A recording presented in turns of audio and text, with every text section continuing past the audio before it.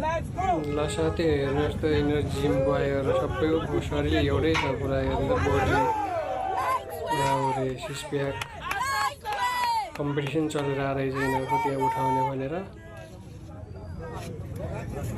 यताको छेउको यो सानो केटा चाहिँ अस्ति नेपाल आएको धुर्बे थियो नि विष्णुगिरीसँग नेपाल आएको धुर्बे घुम्न सेम त्यस्तै छ है।